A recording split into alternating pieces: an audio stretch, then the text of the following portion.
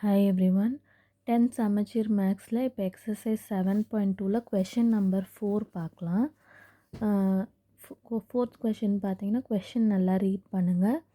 A conical container is fully filled with petrol. ஒரு conical கண்டெய்னரில் petrol fill பண்ணி வச்சுருக்காங்க. ஸோ அதோட ரேடியஸ் வந்து அந்த கோனிக்கல் கண்டெய்னரோட ரேடியஸ் வந்து பார்த்திங்கன்னா 10 மீட்டர் இருக்குது. ஸோ பிக்கர் சைஸில் இருக்குதுன்னு அர்த்தம். ஸோ 10 மீட்டர் இருக்குது. ஹைட் வந்து 15 மீட்டர் இருக்குது. இப்போ if the container can release the petrol through it's bottom.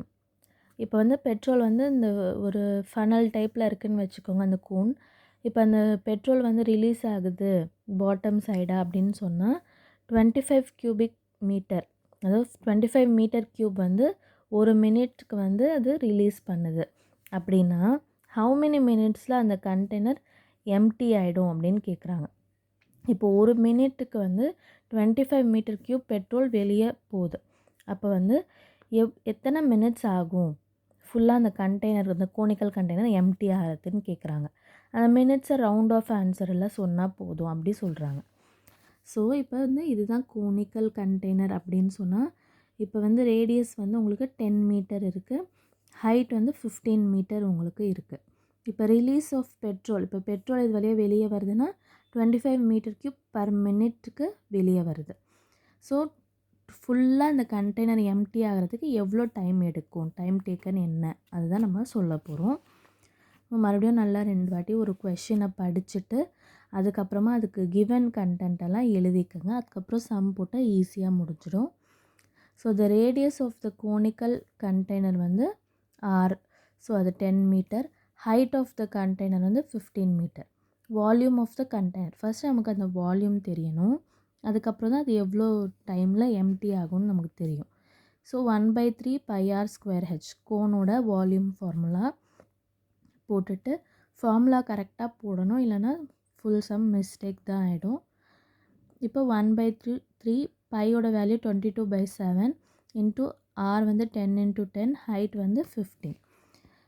So நம்ம வந்து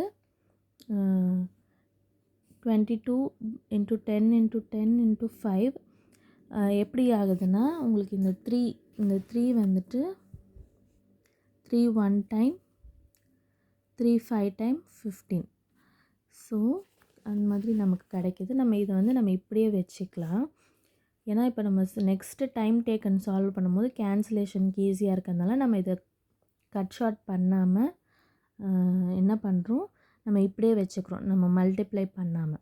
ஸோ இப்போ டைம் டேக்கன் எப்படி கண்டுபிடிப்பீங்கன்னா, volume of the container divided by volume of petrol release in 1 minute. Full time taken வந்து இப்படி தான் கண்டுபிடிக்க முடியும். Total volume of the container divided by ஒரு மினிட்டுக்கு எவ்வளோ ரிலீஸ் ஆகுது.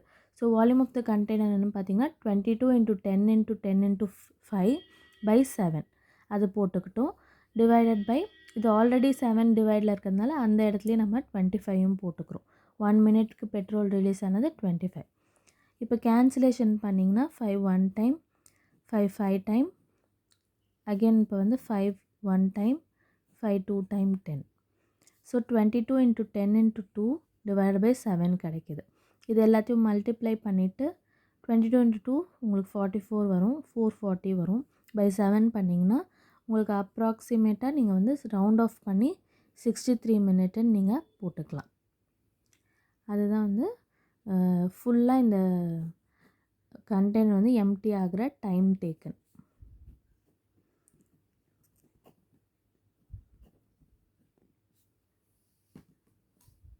தேங்க்யூ.